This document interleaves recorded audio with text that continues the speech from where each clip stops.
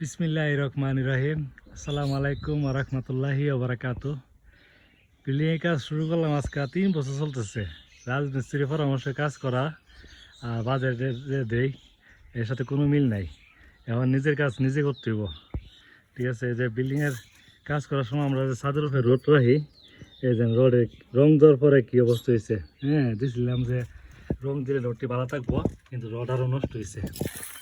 এখন যারা নিয়ে কোটি বছরের বিল্ডিং বানাইছে, অন্তত ছাদের উপরে আপনারা এই রোডের দেখছেন গুঁড়াগুলো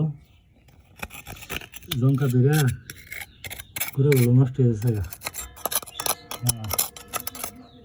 তো কোটিটিয়ার বিল্ডিং যারা বানাইতেছেন, আপনারা ছাদের উপরে এই কলমগুলো পরিষ্কার করে আমি যেরকমভাবে দেখাইতেছি সেম এরকমভাবে পরিষ্কার করবেন। পরিষ্কার করিয়া তারপরে এই যে পরিষ্কার করলাম, এরকম কাঠের বক্স বানাইয়া বক্সের মধ্যে ডালাই দিয়ে মরবো। ডালাই আমি দেখাই, আমি 2-1টা ডালাই দিছি। ডালাই রেখে এরকম হয়। ভিডিওটা যাদের ভালো লাগে অবশ্যই বেশি বেশি লাইক কমেন্ট শেয়ার করবেন। এই যে মাশাআল্লাহ, এই যে একটা ডালাই দিছি, সেম এরকমভাবে। এখন এখানে একটা মুরগের ঘর বানাবো। এই ফায়ার থেকে ওইখানে একটা ফায়ার দাঁড়া করাবো, যে ফায়ার আছে। তো শুরু করলাম বিসমিল্লাহ করে কাজ। সবাই আমার জন্য দোয়া করবেন। এটি হচ্ছে প্রথম পর্ব। দ্বিতীয় পর্ব আর টান কমানাইব। আমি আরেকটা জিনিস দেখাই আপনাদেরকে, এই যে ছাদ বাগান, রুফটপ গার্ডেন, মাশাআল্লাহ অনেক সুন্দর পেয়ারা আসছে, দেখছেন। এই যে মালটা ছাদের মধ্যে, তারপর ডালিম, মাশাআল্লাহ অনেক সুন্দর। এই যে আমি কলমগুলো যে ডালাই দিয়েছি, এই রডগুলো নষ্ট না হওয়ার জন্য এরকমভাবে ডালাই দিয়েছি। নিজের হাতে কাজ করছি, এই কাজগুলো আমি নিজে করছি, তাই ভিডিওটা শেয়ার করলাম। ভালো কাজ অবশ্যই শেয়ার করা দরকার। এই মাশাআল্লাহ মরিচ দিয়ে ধরছে, প্রচুর মরিচ। এই যে কলমগুলো ডালাই দিচ্ছি এরকম। ধন্যবাদ সবাইকে।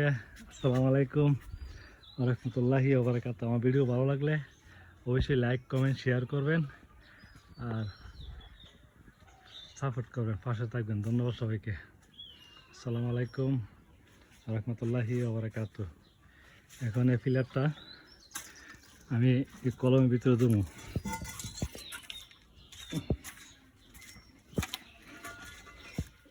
এই যে এরকমভাবে দিয়া উনাতে বান্ধবো, দিয়া ডালাই দাঁড়াবো। ডালাই দিয়ে এখানে একটা ফিলার হইল, প্লাস আমার রডগুলো নষ্ট হইল না। সংসার থেকে কাজটা আরও আগে করা দরকার ছিল, কাজটা আমার দেরি হয়ে গেছে। এই যে ঘোড়াগুলো সংখ্যা করে আছে, দেখছেন।